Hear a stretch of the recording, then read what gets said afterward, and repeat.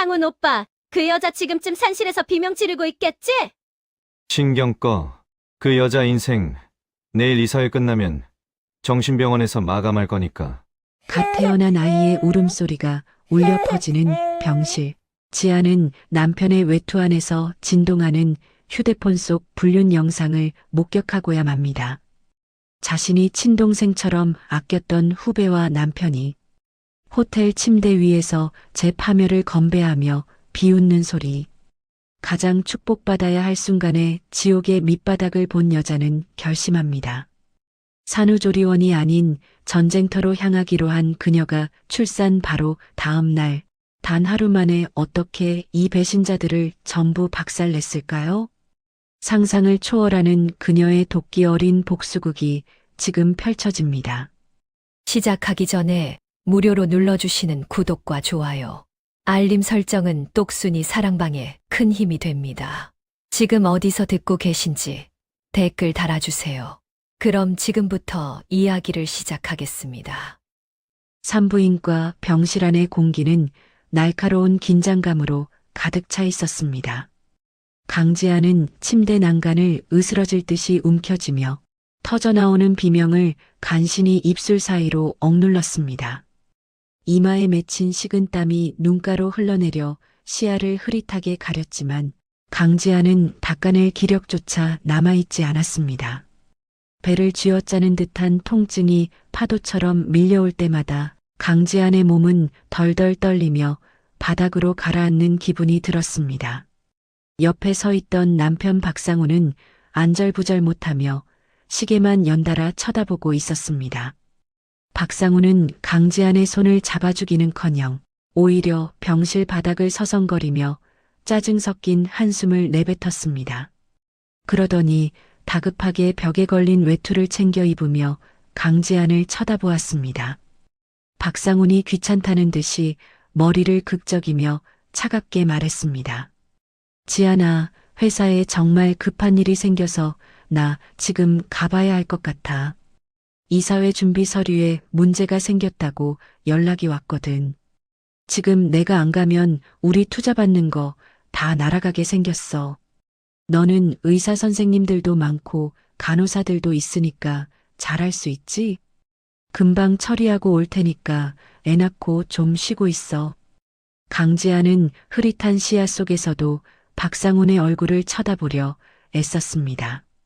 강지안이 갈라진 목소리로 박상훈의 소매를 붙잡으며 간신히 물었습니다. 상훈아, 지금 나 진통 시작된 거 알잖아. 곧 아이가 나올 텐데 정말 지금 가야겠어? 조금만 더 곁에 있어주면 안 될까? 박상우는 강지안의 손을 거칠게 뿌리치며 뒤로 물러섰습니다. 박상훈이 인상을 잔뜩 찌푸리며 쏘아붙이듯 대답했습니다. 내가 놀러 가는 것도 아니고 일하러 간다는데 왜 이렇게 이기적이야? 돈을 벌어야 애 기저귀 값이라도 할 거 아니냐고. 병원비 걱정 안 하게 해주려고 내가 이렇게 뛰어다니는 거야.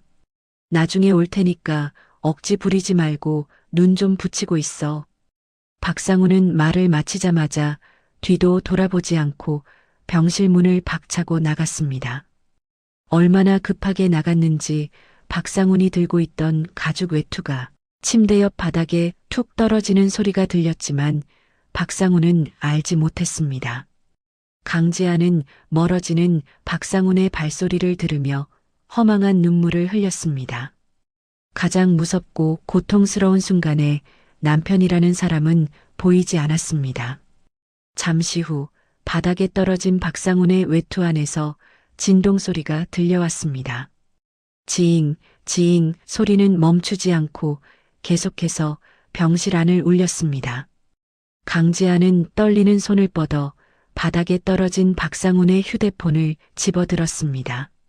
휴대폰 화면에는 은혜원이라는 이름이 선명하게 떠 있었습니다. 강지안이 직접 뽑고 가르쳤던 친동생처럼 아꼈던 회사 후배였습니다. 강지안은 무언가에 홀린 듯 휴대폰 화면을 밀어 잠금을 해제했습니다. 평소라면 꿈도 꾸지 못했을 일이었지만 왠지 모를 불안감이 강지안의 심장을 거세게 압박하고 있었습니다. 잠금이 풀린 휴대폰 속에는 실시간으로 전송된 영상 하나가 재생되었습니다. 강지안은 영상을 확인하는 순간 숨이 멎는 것 같은 충격을 받았습니다. 영상 속에는 은혜원이 화려한 호텔 스위트룸 침대에 누워 있었습니다. 은혜원은 강지안이 생일 선물로 사주었던 명품 목걸이를 목에 건 채 카메라를 향해 요염한 미소를 지으며 박상훈의 이름을 불렀습니다. 은혜원이 목걸이를 만지작거리며 콧소리 섞인 말투로 속삭였습니다. 상훈 오빠, 지금쯤 그 여자는 병원에서 배 가르고 있겠지? 오빠가 여기 온 거 알면 아마 기절해서 애도 못 낳을걸? 언니는 참 운도 좋아. 오빠 같은 남자를 남편으로 뒀으니 말이야. 근데 오빠 약속 잊지 않았지? 내일 이사회 끝나면 그 여자 지분 전부 내 명의로 넘겨준다고 한 거. 영상 뒤편으로 박상훈의 낮은 목소리가 흘러나오며 소름 돋는 웃음소리가 섞였습니다. 박상훈이 은혜원의 어깨를 감싸 안으며 다정하게 대답했습니다. 당연하지, 혜원아. 내가 누구 때문에 이 고생을 하는데. 강지한 그 여자는 이제 나한테 돈 나오는 기계일 뿐이야. 내일 이사회에서 정신적으로 문제 있다는 서류만 제출하면 끝이야. 그럼 아르케는 온전히 우리 세상이 되는 거라고. 지금 그 여자가 고통받고 있을 생각하니까 기분이 최고네. 두 사람은 영상 속에서 샴페인 잔을 부딪히며 서로를 껴안았습니다. 강지아는 손에 든 휴대폰이 바닥으로 떨어질 뻔한 것을 간신히 버텼습니다. 심장이 갈기갈기 찢기는 통증이 산통보다 수만 배는 더 강렬하게 덮쳐왔습니다. 강지아는 배신감에 몸을 떨며 휴대폰을 꽉 움켜쥐었습니다. 강지안이 눈을 부릅뜨며 떨리는 입술로 조용히 응조렸습니다. 박상훈, 네가 감히 내 아이를 낳는 날에. 은혜원, 네가 나를 배신하고 내 회사를 탐내. 강지아는 더 이상 울지 않았습니다. 눈물은 뜨거운 분노로 변해 강지안의 가슴속에서 불타오르기 시작했습니다. 강지안은 산통이 밀려올 때마다 비명 대신 아랫입술을 꽉 깨물었습니다. 입안에서 비릿한 피 냄새가 퍼졌지만 강지아는 멈추지 않았습니다. 강지아는 박상훈의 휴대폰에 있는 모든 영상과 대화 내역을 확인했습니다. 그들은 이미 수개월 전부터 강지안의 뒤에서 은밀한 만남을 이어왔습니다. 강지안의 회사 자금을 야금야금 빼돌려 은혜원의 아파트를 사고 강지안이 임신으로 자리를 비운 사이 경영권을 뺏을 모의를 마친 상태였습니다. 강지안은 차가운 손가락을 움직여 휴대폰의 모든 데이터를 백업했습니다. 강지안은 자신의 개인 보안 클라우드 계정에 증거들을 차례차례 업로드했습니다. 영상이 전송된 시간, 박상훈의 위치 정보, 공모한 대화 내용들까지 단 하나도 놓치지 않고 강지안은 차곡차곡 복수의 칼날을 갈았습니다. 데이터 전송이 완료된 것을 확인한 강지안은 휴대폰을 원래대로 돌려놓았습니다. 강지안은 바닥에 떨어진 박상훈의 외투 주머니에 휴대폰을 깊숙이 찔러 넣었습니다. 마치 아무 일도 없었던 것처럼 강지안은 다시 침대 위로 몸을 눕혔습니다. 얼마 지나지 않아 간호사가 병실 안으로 급히 들어왔습니다. 간호사가 강지안의 상태를 살피며 놀란 목소리로 소리쳤습니다. 산모님, 지금 자궁문이 다 열렸어요. 빨리 분만실로 이동해야 합니다. 보호자분은 어디 가셨어요? 강지아는 간호사의 물음에 대답하지 않고 그저 천장만을 노려보았습니다. 강지안이 거친 숨을 몰아쉬며 단호하게 말했습니다. 보호자 없어요. 그냥 저 혼자 가겠습니다. 대신 선생님, 저 무통주사 놓지 말아주세요. 지금 이 아픔을 하나도 빠짐없이 다 느끼고 싶습니다. 그래야 내가 받은 배신을 절대로 잊지 않을 것 같거든요. 간호사는 의아한 표정을 지었지만 상황이 급박했기에 서둘러 이동했습니다.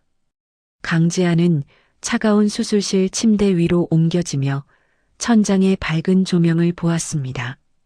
눈이 시릴 정도로 하얀 불빛이 강지안의 증오를 비추는 것 같았습니다. 강지안은 이를 악물고 마지막 힘을 다해 배에 힘을 주었습니다. 강지안은 혼신을 다한 사투 끝에 마침내 아이의 울음소리를 들었습니다. 응애하고 울려 퍼지는 생명의 소리가 고요한 수술실을 가득 채웠습니다. 의사가 갓 태어난 아이를 강지안의 가슴 위에 잠시 올려주었습니다. 강지안은 따뜻하고 작은 생명의 온기를 느끼며 조용히 다짐했습니다. 아가야, 미안하다. 이런 추악한 아버지를 만나게 해서. 하지만 엄마가 약속할게. 저들이 너를 인질 삼아 내 인생을 흔들게 두지 않을 거야. 내일이 오면 엄마가 저 사람들을 하나도 남김없이 다 쓸어버릴게. 강지아는 의사가 탯줄을 자르는 가위의 금속성을 똑똑히 들었습니다. 강지안에게 그 소리는 박상훈과의 인연이 끊어지는 소리처럼 들렸습니다. 강지안은 아이를 보며 처음으로 서늘한 미소를 지었습니다. 탯줄이 잘려나간 순간 강지안은 더 이상 예전의 순진한 아내가 아니었습니다. 출산을 마친 강지안은 병실로 돌아오자마자 개인 비서에게 전화를 걸었습니다. 강지안이 낮고 차가운 목소리로 비서에게 지시했습니다. 지금 당장 박상훈 이사가 사용한 모든 법인카드 내역 뽑으세요. 그리고 지난 6개월 동안 회사 연구개발비 집행 내역 전부 대조하세요. 은혜원 명의로 된 부동산이 있는지 조사하고 내일 아침까지 보고하세요. 이 일은 우리 둘만 알아야 합니다. 알겠습니까? 비서의 대답을 들은 강지아는 전화를 끊고 노트북을 펼쳤습니다. 산후조리가 시급하다는 의사의 경고는 강지안에게 들리지 않았습니다. 강지안은 실시간으로 올라오는 조사 자료들을 하나씩 확인했습니다. 박상훈은 생각보다 훨씬 더 대담하게 회사의 돈을 빼돌리고 있었습니다. 강지안은 그가 조작한 이중 장부의 원본 파일이 숨겨진 서버 위치를 찾아냈습니다. 강지안은 화면을 응시하며 손가락을 빠르게 움직여 데이터를 확보했습니다. 복수에는 눈물보다 차가운 숫자가 더 필요하다는 것을 지안은 알고 있었습니다. 한참을 작업에 몰두하던 중 병실 문이 조용히 열렸습니다. 박상훈이 들어오며 가식적인 걱정이 가득한 얼굴로 다가왔습니다. 박상훈이 침대 곁에 앉으며 지안의 손을 잡으려 했습니다. 박상훈이 미안한 척 연기를 하며 다정하게 말했습니다. 지안아, 정말 미안해. 회의가 생각보다 길어져서 이제야 왔어. 우리 아기 건강하게 잘 태어났지? 고생 많았어. 내가 옆에 있어줬어야 하는데 정말 면목이 없다. 강지아는 박상훈의 손길이 닿자 소름이 끼쳐 손을 슬쩍 뺐습니다. 강지아는 아무것도 모르는 척 힘없는 목소리로 대답했습니다. 아이는 건강해. 당신 닮아서 아주 예쁘더라고. 회사 일은 잘 마무리됐어? 중요한 회의라고 했잖아. 박상훈은 지안의 반응이 평소와 같다고 생각했는지 안심한 듯 웃었습니다. 박상훈이 지안의 머리를 쓰다듬으며 뻔뻔하게 말했습니다. 응, 아주 잘 끝났어. 내일 이사회만 잘 넘기면 우리 이제 대박이야. 당신은 이제 아무 걱정하지 말고 여기서 푹 쉬기만 해. 내가 다 알아서 처리할 테니까 당신은 몸조리 잘해야지. 강지아는 박상훈의 그 웃음 뒤에 숨겨진 칼날을 보고 있었습니다. 강지아는 노트북 화면을 닫으며 침대 밑에 숨겨둔 서류 뭉치를 떠올렸습니다. 강지안이 속으로 조용히 읊조리며 박상훈의 눈을 똑바로 쳐다보았습니다. 그래, 당신 말대로 당신이 다 처리하게 될 거야. 당신의 인생도, 당신의 명예도, 당신이 가진 모든 것까지 말이야.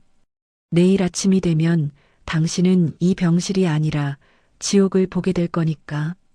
강지아는 자신을 안아주는 박상훈의 어깨 너머로 창밖의 어둠을 보았습니다. 내일의 해가 뜨면 강지안의 화려한 복수극이 시작될 것입니다. 강지안은 어둠 속에서 타오르는 자신의 눈동자를 느끼며 박상훈의 등에 대고 아주 작고 차가운 미소를 지어 보였습니다. 박상훈은 자신의 목에 이미 밧줄이 감긴 줄도 모른 채 승리감에 취해 있었습니다. 다음 날 아침 병실 창문 사이로 스며드는 햇살은 눈이 시릴 만큼 밝았습니다.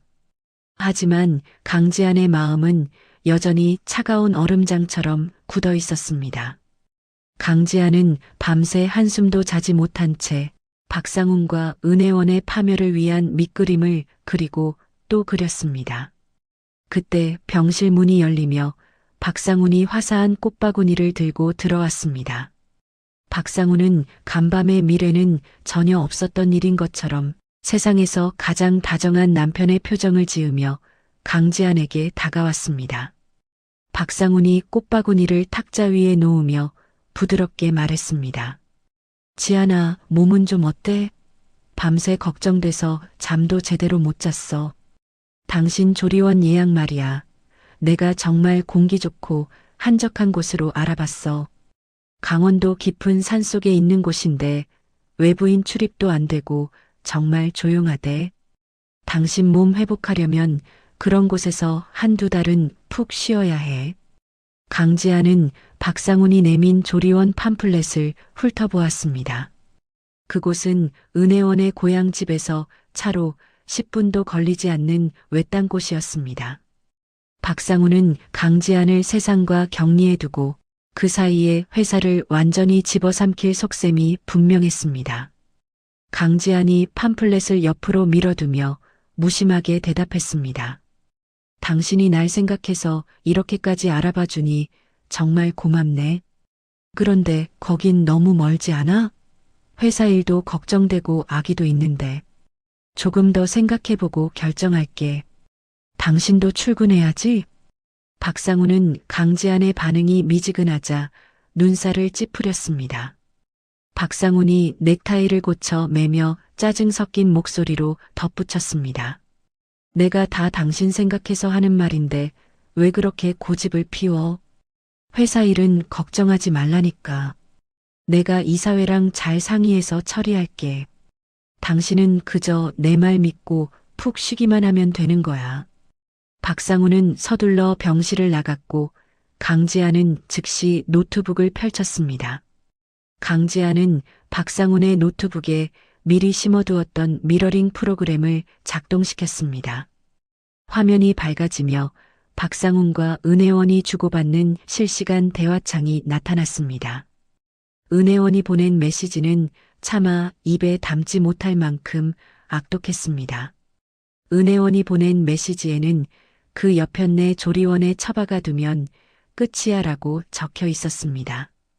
박상훈은 이에 동조하며 내일 이사회에서 정신병 전력까지 들먹이면 완벽해라고 답했습니다. 강지아는 화면을 빤히 응시하며 입술을 꽉 깨물었습니다. 은혜원은 박상훈을 부추겨 강지안의 대표이사 회의만을 통과시키려 하고 있었습니다. 강지안은 그들의 대화 내용을 하나하나 캡처하여 증거 폴더에 저장했습니다. 그때 강지안의 휴대폰으로 비서의 메시지가 도착했습니다. 박상훈이 지난 3년간 비자금을 세탁해온 비밀 장부의 위치가 확인된 것입니다. 강지안은 떨리는 손가락으로 장부를 열어 실체를 확인했습니다. 박상훈은 연구개발비라는 명목으로 수십억 원의 공금을 빼돌리고 있었습니다. 강지안은 이 결정적인 증거를 검찰청에 있는 오랜 지인에게 전송했습니다. 강지안이 비서에게 전화를 걸어 낮게 은조리듯 지시했습니다. 장부 원본 확보했으니까 바로 넘기세요. 그리고 은혜원이 회사 비품실에서 가져간 물건들도 다 체크하세요. 하나도 남김없이 다 털어낼 거니까 꼼꼼하게 하세요. 전화를 끊고 얼마 지나지 않아 병실 문이 거칠게 열렸습니다. 박상훈의 모친이자 강지안의 시어머니가 요란한 소리를 내며 들어왔습니다. 시어머니는 축하의 말은커녕 침대 끝을 발로 툭 차며 지안을 쏘아보았습니다. 시어머니가 금팔찌를 짤랑거리며 뻔뻔하게 소리쳤습니다. 야, 너 아주 팔자가 늘어졌구나. 우리 상훈이가 밤낮 없이 고생해서 애 낳게 해줬으면 고마운 줄 알아야지. 애 낳느라 고생했다고 상훈이가 그러길래 내가 왔다. 근데 너 이번에 아들 낳았다며? 그럼 도리는 해야지. 우리 아들 명의로 건물 하나 내놓기로 한 거 지금 당장 도장 찍어라. 강지아는 가슴 밑바닥에서 치미는 분노를 억누르며 시어머니를 보았습니다. 시어머니는 아들이 횡령하는 사실을 알면서도 부추겨온 사람이었습니다. 강지안이 침착하게 목소리를 가다듬으며 시어머니에게 말했습니다. 어머니, 지금 건물이 문제인가요? 상훈 씨가 회사 돈 건드린 것 때문에 검찰에서 연락이 왔어요. 이거 잘못되면 상훈 씨 감옥 갈 수도 있다는데 어머니는 아세요? 어머니가 상훈 씨한테 돈 해달라고 하셔서 이렇게 된 거 아니에요? 시어머니는 깜짝 놀라며 얼굴이 하얗게 질려 손을 떨었습니다. 시어머니가 당황해서 휴대폰을 꺼내 박상훈에게 전화를 걸었습니다. 강지아는 미리 켜둔 녹음기의 버튼을 살며시 눌렀습니다. 시어머니가 아들의 전화를 받자마자 고함을 지르며 말했습니다. 상훈아, 너 이게 무슨 일이냐? 지안이가 그러는데 너 회사 돈 쓴 거 들통났다며? 아니, 네가 그 돈 빼서 나한테 준 거랑 혜원이 아파트 사준 거, 그거 지안이가 다 알면 어쩌려고 일을 이 지경으로 만들었어. 빨리 어떻게 좀 해봐라. 나 무서워서 살 수가 없다. 박상훈이 전화기 너머로 소리를 지르며 어머니를 말리는 소리가 들렸습니다. 하지만 이미 늦었습니다. 시어머니는 스스로 범죄 공모 사실을 실토했습니다. 강지아는 녹음된 파일을 확인하며 시어머니에게 싸늘하게 미소 지었습니다. 시어머니는 그제야 자신이 실수했다는 것을 깨닫고 입을 틀어막았습니다. 강지아는 휠체어에 몸을 싣고 병실 밖으로 조용히 빠져나왔습니다. 간호사들의 눈을 피해 보안실로 향하는 강지안의 손은 떨리고 있었습니다. 강지안은 보안 요원에게 신분을 밝히고 어제 저녁의 복도 영상을 요청했습니다. 화면 속에는 박상훈이 간호사 한 명을 구석으로 불러내는 장면이 찍혀 있었습니다. 박상훈은 두꺼운 돈봉투를 건네며 무언가 은밀한 지시를 내리고 있었습니다. 강지아는 보안실 모니터를 뚫어지게 쳐다보며 요원에게 물었습니다. 저 간호사가 누군지 확인할 수 있을까요?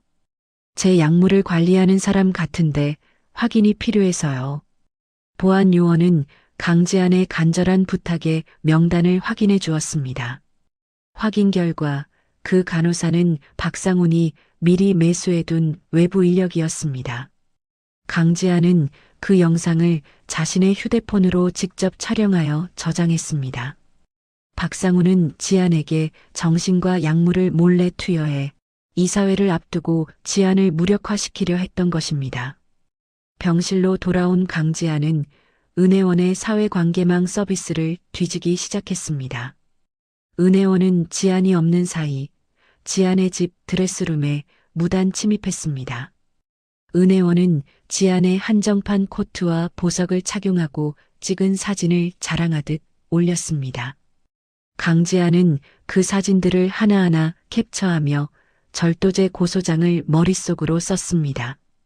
은혜원은 자신이 주인이라도 된 양지안의 침대에서 찍은 사진까지 올렸습니다.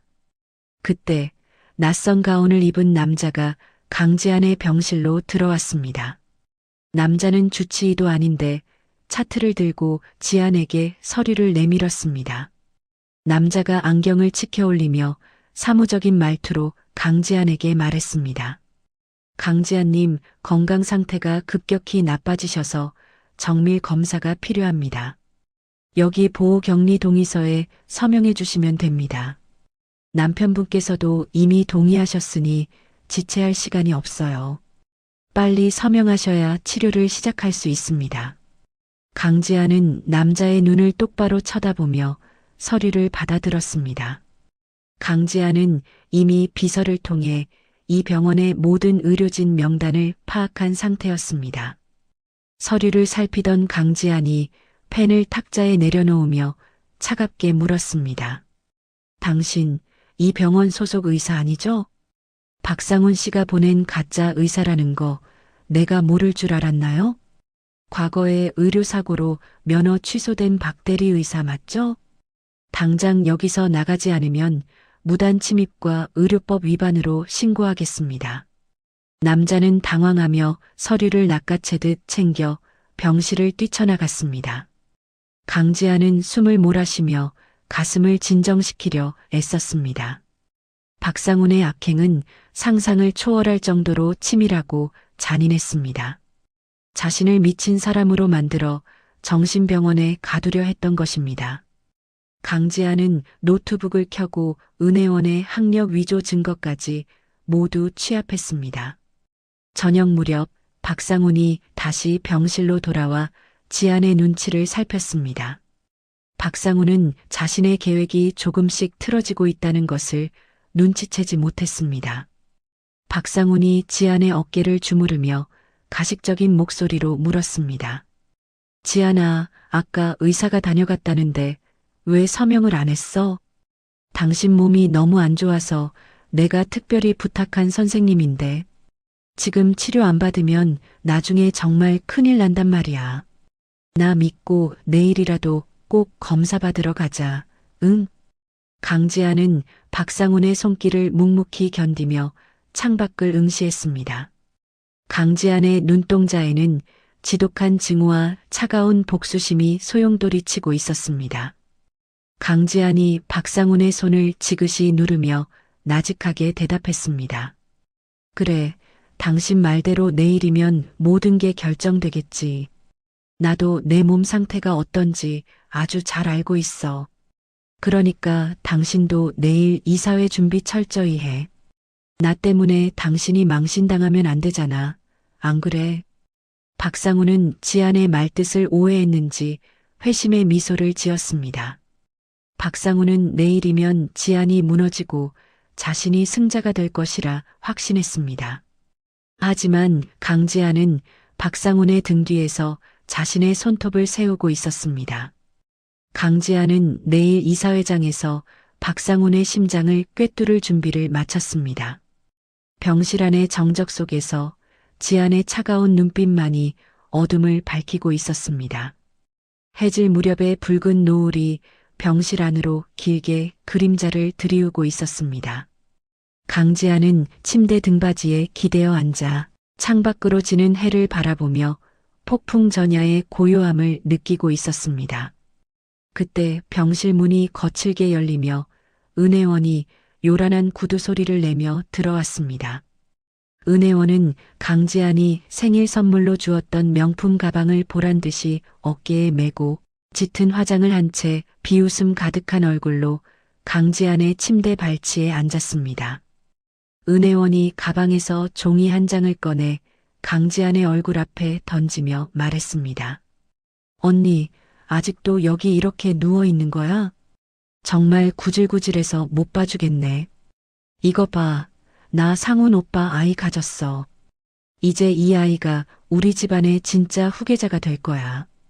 그러니까 언니는 이제 그만 상훈 오빠 놔주고 조용히 물러나지 그래. 강지안은 은혜원이 던진 초음파 사진을 천천히 집어들었습니다. 강지안은 사진 속의 날짜와 일련 번호를 뚫어지게 쳐다보았습니다. 은혜원은 강지안이 충격을 받았을 것이라 확신하며 다리를 꼬고 앉아 승리자의 미소를 지어 보였습니다. 강지안은 사진을 침대 옆 탁자에 내려놓으며 차가운 목소리로 대답했습니다. 혜원아, 너는 어쩜 이렇게 하나부터 열까지 가짜니? 이 사진 3년 전 어느 블로거가 올린 임신 일기에서 도용된 거잖아. 날짜만 살짝 고치면 내가 속을 줄 알았니? 너는 네가 똑똑하다고 생각하겠지만 내 눈에는 그저 발악하는 삼류 배우로밖에 안 보여. 은혜원의 얼굴이 순식간에 사색으로 변하며 입술이 파르르 떨렸습니다. 은혜원은 당황한 기색을 감추려는 듯 자리에서 벌떡 일어나 소리를 질렀습니다. 무슨 헛소리야. 이게 어떻게 가짜야. 언니가 지금 제정신이 아니라서 헛것이 보이는 모양인데 상훈 오빠는 이미 마음 정했어. 내일 이사회 끝나면 언니는 대표직에서 쫓겨나고 조리원이 아니라 정신병원으로 가게 될 거란 말이야. 강지아는 은혜원의 도발에도 흔들리지 않고 가방 안에서 서류 봉투를 꺼냈습니다. 강지안이 서류를 은혜원의 발밑에 떨어뜨리며 단호하게 말했습니다. 네가 상훈 씨랑 짜고 내 주식 탐내는 거 다 알고 있어. 근데 혜원아, 네가 훔쳐간 내 목걸이랑 코트, 그거 다 합치면 징역형이야. 그리고 내 학력 위조한 거랑 경력 속인 증거들, 내가 이미 변호사한테 다 넘겼어. 너는 내일 회사로 출근하는 게 아니라 경찰서로 가게 될 거야. 은혜원은 분노를 참지 못하고 강지안의 뺨을 때리려 손을 높이 치켜들었습니다. 하지만 강지안은 산후 통증을 참아내며 은혜원의 손목을 강하게 낚아챘습니다. 강지안이 은혜원의 눈을 똑바로 노려보며 뼈가 부서질 듯 힘을 주어 말했습니다. 어디서 감히 손을 올려? 내가 너를 친동생처럼 아껴서 여기까지 키워줬는데 돌아온 게 이런 배신이라니 정말 가증스럽다. 이제 네가 가진 그 가짜 인생도 오늘로 끝이야. 그때 병실 문이 다시 열리며 박상훈이 당황한 표정으로 뛰어들어왔습니다. 박상훈은 은혜원의 손목을 잡고 있는 강지안을 보자마자 오히려 은혜원을 감싸 안으며 강지안을 밀쳐냈습니다. 박상훈이 강지안을 향해 삿대질을 하며 분노 섞인 목소리로 외쳤습니다. 강지안, 너 지금 뭐 하는 짓이야? 몸도 성치 않은 사람이 왜 애먼 사람을 잡고 그래? 혜원이가 임신해서 몸도 약한데 만약 잘못되면 네가 책임질 거야? 너 정말 산후 우울증이 심각하구나. 도저히 안 되겠다. 박상훈의 뒤로 하얀 가운을 입은 남자들이 우르르 병실로 들이닥쳤습니다. 그들은 어제 강지안이 쫓아냈던 그 가짜 의사와 사설 구급대원들이었습니다. 박상훈은 강지안의 침대 옆으로 다가와 차갑게 식은 눈으로 강지안을 내려다보았습니다. 박상훈이 주변 사람들에게 신호를 보내며 단호하게 말했습니다. 이 사람이 지금 정신이 온전치 못해서 자해 위험이 있습니다. 빨리 진정시키고 준비한 병원으로 옮겨주세요. 아내의 건강을 위해서 어쩔 수 없는 선택이니까 서두르세요. 강지아는 자신을 결박하려는 사설 구급대원들의 손길에 저항했습니다. 강지안이 박상훈의 얼굴을 노려보며 마지막 힘을 다해 소리쳤습니다. 박상훈, 당신 지금 무슨 짓을 하려는 거야? 내가 멀쩡히 살아있고 정신도 멀쩡한데 감히 나를 가둬? 저 사람들 다 당신이 돈으로 매수한 가짜들이잖아. 당장 이거 놓지 못해. 경찰 불러. 박상훈은 강지안의 외침을 비웃듯 강지안의 손에서 휴대폰을 강제로 뺏어버렸습니다. 박상훈은 휴대폰을 바닥에 던져 구둣발로 지지기며 잔인하게 웃었습니다. 박상훈이 강지안의 귀에 입술을 바짝 대고 낮게 은조렸습니다. 경찰? 누가 당신 말을 믿어줄 것 같아? 이미 의사소견서랑 모든 서류는 다 준비됐어. 당신은 이제 세상에서 사라지는 거야. 아, 걱정하지 마. 당신 아이는 내 어머니가 아주 잘 돌봐주실 거니까. 물론 당신이 순순히 재산 포기 각서에 지장을 찍는다는 전제하에 말이야. 강지아는 아이라는 말에 심장이 덜컥 내려앉는 기분이 들었습니다. 강지아는 신생아실에 홀로 있을 아이의 얼굴이 떠올라 몸서리를 쳤습니다. 박상우는 품 안에서 미리 준비한 재산 포기 각서를 꺼내 강지안 앞에 들이밀었습니다. 박상훈이 펜을 강지안의 손에 쥐어주며 협박하듯 말했습니다. 지금 당장 여기 사인해. 그러면 아이는 건드리지 않고 조용히 조리원으로 보내줄게. 하지만 끝까지 버티면 그 아이가 어떻게 될지는 나도 장담 못해. 내 어머니 성격 알지? 마음에 안 들면 무슨 짓이든 하시는 분이잖아. 병실 밖 복도에서는 시어머니의 날카로운 목소리가 들려오고 있었습니다. 시어머니는 신생아실 앞에서 간호사들과 실랑이를 벌이며 아이를 강제로 퇴원시키겠다고 소란을 피우고 있었습니다. 강지아는 박상훈과 시어머니의 잔인한 공모에 치가 떨려 몸을 가누지 못했습니다. 강지아는 눈을 감고 필사적으로 머리를 굴렸습니다. 지금 이대로 당할 수는 없었습니다. 강지아는 펜을 쥔 손을 떨며 박상훈을 향해 굴복하는 척 연기를 시작했습니다. 강지안이 눈물을 흘리며 애원하는 목소리로 말했습니다. 알았어, 상훈아. 내가 다 할게. 재산이고 회사고 당신 다 가져도 좋으니까 제발 우리 아이는 건드리지 마. 각서에 사인할 테니까 저 사람들 좀 내보내줘. 나 너무 무섭고 숨이 안 쉬어져서 그래. 제발 부탁이야. 박상우는 강지안이 완전히 무너졌다고 생각했는지 만족스러운 미소를 지었습니다. 박상훈이 주변 사람들에게 잠시 물러나 있으라고 손짓하며 강지안의 곁에서 각서를 바짝 당겨주었습니다. 은혜원 역시 승리감에 도취하여 거울을 보며 화장을 고치고 있었습니다. 강지안은 펜을 들어 각서 위로 손을 가져갔습니다. 하지만 강지안의 시선은 병실 문 밑의 틈을 향하고 있었습니다. 그때 병실 문 너머로 묵직한 발소리가 들리더니 쾅 하는 소리와 함께 문이 부서질 듯 열렸습니다.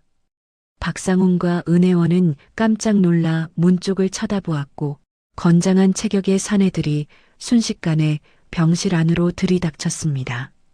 그 사내들 사이로 정갈한 수트 차림의 남자가 당당한 걸음으로 들어왔습니다. 남자는 안경을 치켜 올리며 날카로운 눈빛으로 박상훈을 쏘아보았습니다. 박상훈이 당황해서 소리를 지르며 물었습니다. 너희 뭐야? 여기가 어디라고 함부로 들어와. 당장 나가지 않으면 무단 침입으로 신고하겠어. 하지만 남자는 박상훈의 협박에도 눈 하나 깜짝하지 않았습니다. 남자가 박상훈의 앞에 서서 차갑고 이성적인 목소리로 대답했습니다. 무단 침입? 지금 여기서 범죄를 저지르고 있는 건 당신인 것 같군요. 박상훈 씨, 당신을 강제 감금 및 협박 혐의로 고소하기 위해 왔습니다. 강지안 대표님의 법률 대리인 한승우 변호사입니다. 누나, 제가 너무 늦지 않았죠? 강지안은 한승우의 목소리를 듣는 순간 참았던 안도의 한숨을 내쉬었습니다. 한승우는 박상훈이 들고 있던 각서를 낚아채서 갈기갈기 찢어버렸습니다. 사설 구급대원들은 한승우와 동행한 보안 요원들에게 제압당해 구석으로 밀려났습니다. 한승우가 강지안의 침대 옆으로 다가와 강지안의 어깨를 감싸쥐었습니다. 강지안은 한승우의 손을 잡으며 떨리는 목소리로 부탁했습니다. 승우야, 우리 아기. 신생아실에 내 시어머니가 있어. 빨리 아기부터 지켜줘. 제발 부탁해. 한승우는 고개를 끄덕이며 무전기를 향해 누군가에게 짧게 지시했습니다. 잠시 후 복도에서 시어머니의 비명과 함께 소란이 잦아드는 소리가 들렸습니다. 한승우가 강지안을 안심시키듯 부드럽지만 단호하게 말했습니다. 걱정 마세요, 누나. 아기는 이미 저희 경호팀이 안전하게 확보해서 보호하고 있습니다. 이제부터는 제가 저 인간들을 어떻게 법적으로 난도질하는지 지켜보시면 됩니다. 박상훈 씨, 당신이 저지른 짓에 대한 대가는 아주 가혹할 겁니다. 병실 안의 공기는 한순간에 뒤바뀌어 박상훈과 은혜원을 압박하기 시작했습니다. 강지아는 한승우의 부축을 받으며 허리를 꼿꼿이 세우고 박상훈을 보았습니다. 강지안의 눈에는 더 이상 공포가 아닌 상대를 완전히 파멸시키겠다는 차가운 결의만이 가득 차 있었습니다. 박상훈은 사색이 되어 뒷걸음질 쳤지만 이미 병실 문은 굳게 닫혀 있었습니다. 병실 안의 공기는 한순간에 얼어붙은 듯 정적만이 감돌았습니다. 한승우는 박상훈을 향해 한 걸음 더 다가서며 품 안에서 서류 뭉치를 꺼내어 탁자 위에 거칠게 내려놓았습니다. 박상훈은 예상치 못한 인물의 등장에 당황한 듯 뒷걸음질을 치며 삿대질을 멈추지 않았습니다. 박상훈이 떨리는 목소리로 소리를 질렀습니다. 한승우, 네가 여긴 어떻게 알고 온 거야? 강지안의 변호사면 조용히 사무실에나 있을 것이지 무단으로 병실까지 침입해서 행패를 부려. 당장 나가지 않으면 너도 공범으로 신고하겠어. 한승우는 박상훈의 고함에도 눈 하나 깜짝하지 않고 안경을 고쳐 썼습니다. 한승우가 가짜 의사를 가리키며 차가운 어조로 말했습니다. 무단 침입이라니요. 박상훈 씨. 지금 여기서 무면허 의료행위를 사주하고 멀쩡한 사람을 강제로 가두려 한 당신이야말로 현행범입니다. 이분 이미 의료법 위반으로 수배 중인 대리의사라는 거 제가 확인했습니다. 방금 경찰의 위치 제보까지 마쳤으니 곧 이곳으로 공권력이 들이닥칠 겁니다. 가짜 의사는 한승우의 말이 끝나기도 전에 서류 가방을 챙겨 병실을 빠져나가려 했습니다. 하지만 문 앞에 대기하던 건장한 보안 요원들이 그의 앞을 가로막았습니다. 박상훈은 상황이 불리하게 돌아가자 은혜원을 자신의 뒤로 숨기며 외쳤습니다. 증거 있어? 당신이 말하는 그 모든 게 다 모함이면 어쩔 건데. 나는 내 아내의 건강이 걱정돼서 정당한 절차를 밟은 거야. 누가 뭐라고 해도 나는 이 아이의 아버지이자 강지안의 법적 보호자야. 강지안은 한승우의 부축을 받으며 침대에서 천천히 몸을 일으켰습니다. 산후 통증으로 배가 끊어질 듯 아팠지만 강지안은 이를 악물고 허리를 꼿꼿하게 세웠습니다. 강지안이 박상훈을 뚫어지게 노려보며 단호하게 말했습니다. 보호자? 내 휴대폰을 부수고 나를 감금하려 한 사람이 할 소리는 아니지. 상훈아, 네가 오늘 저지른 이 모든 일은 내 무덤을 판 거야. 승우야, 우리 지금 바로 여기서 나가자. 더 이상 이 비릿한 인간들과 같은 공기를 마시고 싶지 않아. 한승우는 강지안의 어깨에 자신의 겉옷을 정성스럽게 덮어주었습니다. 한승우가 박상훈을 향해 마지막 경고를 날리며 나직하게 말했습니다. 박상훈 씨, 당신이 매수한 간호사와 주치의의 진술서도 이미 확보했습니다. 당신이 건넨 뇌물 장부와 통화 녹취록까지 말이죠. 이제 당신이 갈 곳은 이사회가 아니라 차가운 유치장이 될 겁니다. 누나 가시죠. 차가 준비되어 있습니다. 한승우는 강지안이 걷기 힘들 것을 배려해 휠체어를 가져오게 했습니다. 강지안은 휠체어에 앉아 병실을 나서며 구석에서 사색이 되어 벌벌 떨고 있는 은혜원을 보았습니다. 강지안이 은혜원의 곁을 지나며 차갑게 은조렸습니다. 혜원아, 네가 탐냈던 내 목걸이와 코트는 이제 쇠고랑이 되어 돌아갈 거야. 가짜 초음파 사진으로 나를 조롱한 데가 내가 세상에서 가장 비참한 방식으로 갚아줄게. 병원을 빠져나온 강지아는 한승우가 미리 준비한 안전한 안가로 이동했습니다. 도심에서 조금 떨어진 조용한 주택은 보안이 철저하게 유지되고 있었습니다. 안가에 도착하자마자 한승우는 강지안을 소파에 편안하게 눕혔습니다. 강지안은 그제야 긴장이 풀린 듯 깊은 한숨을 내쉬며 물었습니다. 승우야, 정말 고맙다. 네가 아니었으면 난 지금쯤 어디론가 끌려갔을 거야. 그런데 너 내가 부탁한 자료들은 다 찾은 거니? 박상훈이 회사 돈을 어디로 얼마나 빼돌렸는지 알아야 해. 한승우는 가방에서 방대한 분량의 서류 뭉치를 꺼내어 테이블 위에 펼쳤습니다. 서류에는 박상훈이 지난 몇 년간 저지른 횡령의 발자취가 고스란히 담겨 있었습니다. 한승우가 서류 한 장을 짚으며 상세하게 설명했습니다. 누나가 의심했던 대로 박상훈 씨는 아주 대담하게 움직였습니다. 신제품 개발비 명목으로 유령 회사를 세워 자금을 세탁했더군요. 그 돈의 대부분은 은혜원 씨 명의의 아파트 구매와 해외 비자금 계좌로 흘러 들어간 것을 확인했습니다. 여기 이 계좌 내역을 보시면 누나가 출산하러 가기 직전에도 거액이 빠져나갔습니다. 강지아는 서류에 적힌 숫자들을 보며 허탈한 웃음을 지었습니다.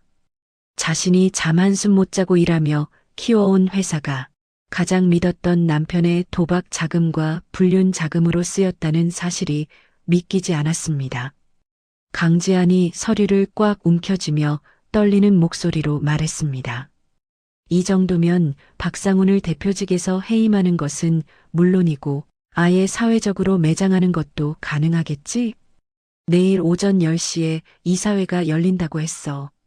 박상훈은 내가 병원에 갇혀 있을 줄 알고 아주 의기양양하게 나타날 거야.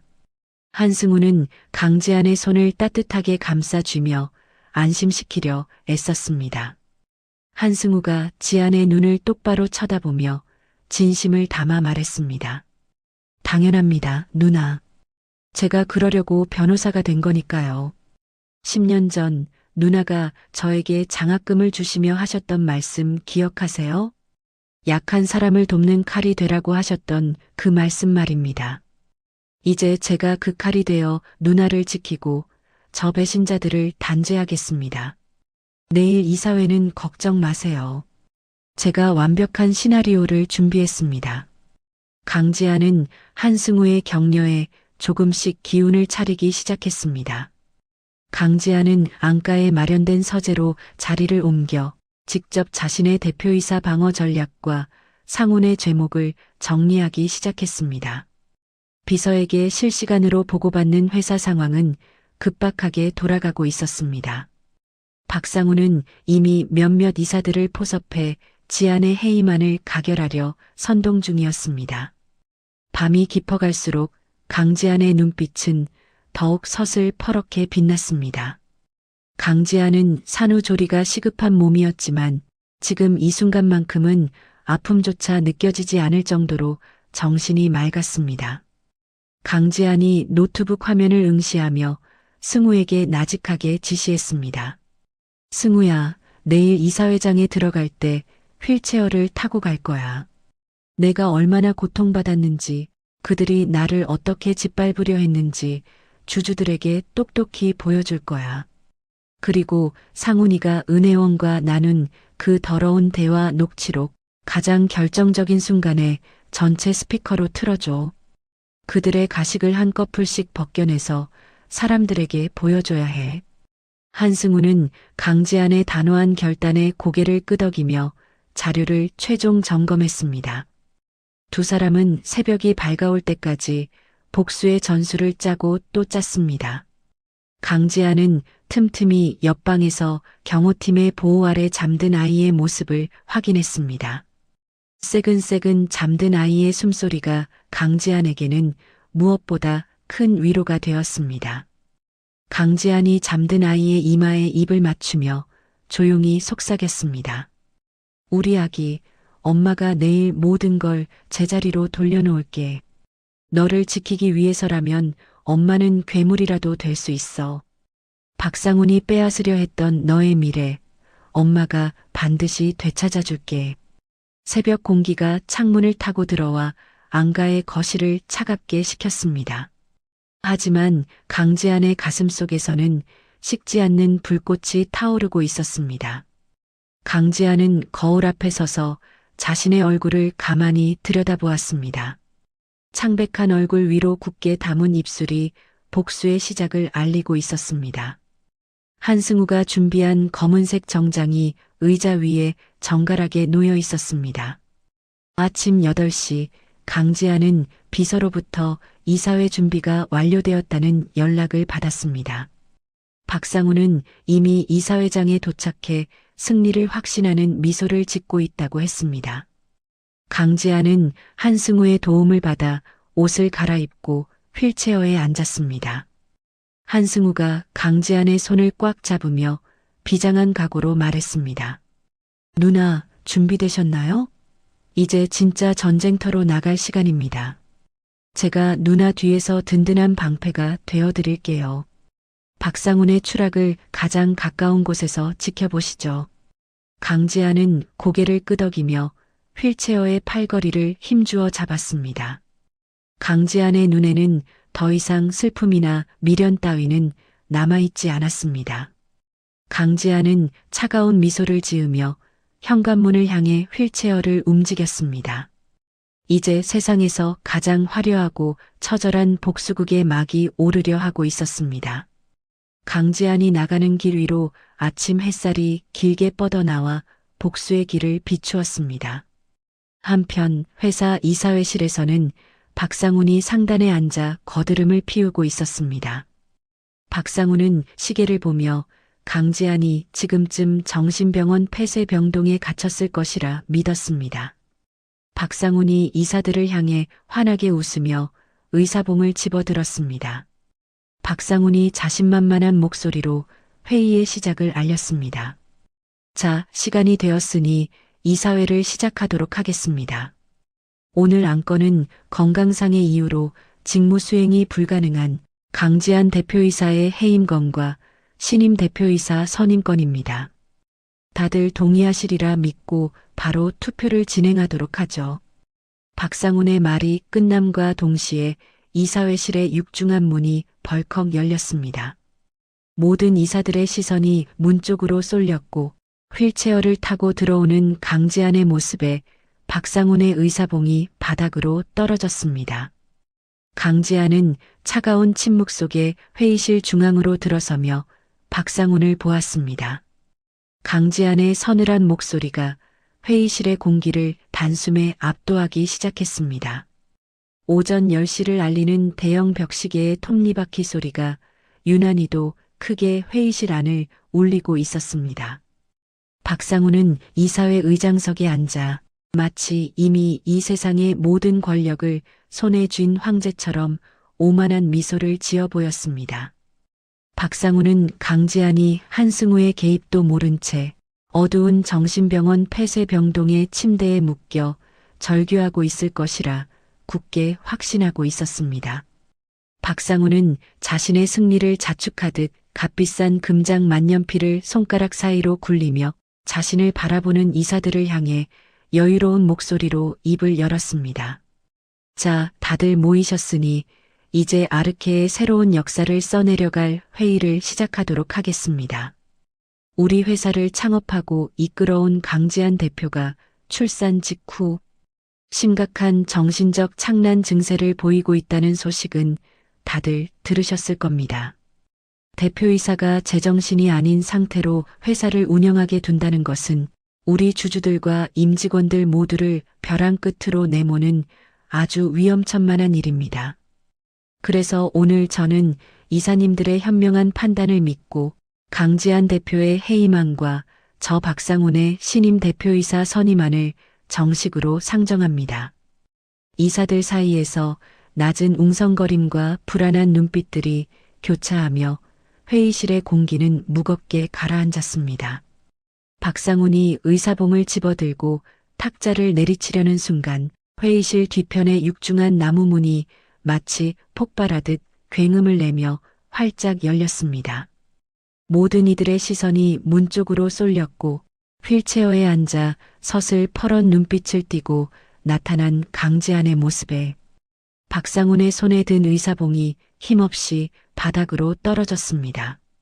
한승우가 휠체어를 밀며 마치 전장을 가로지르는 장수처럼 당당한 걸음으로 회의실 정중앙을 향해 들어섰습니다.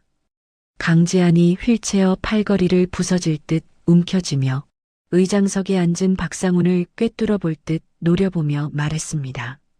박상훈, 내가 자리를 비운 사이에 아주 재미있는 연극을 준비했네.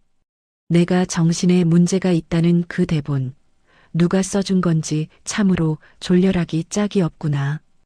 당장 그 자리에서 내려오지 못해? 거기는 당신 같은 파렴치한 사기꾼이 감히 엉덩이를 붙이고 앉아있을 자리가 아니야.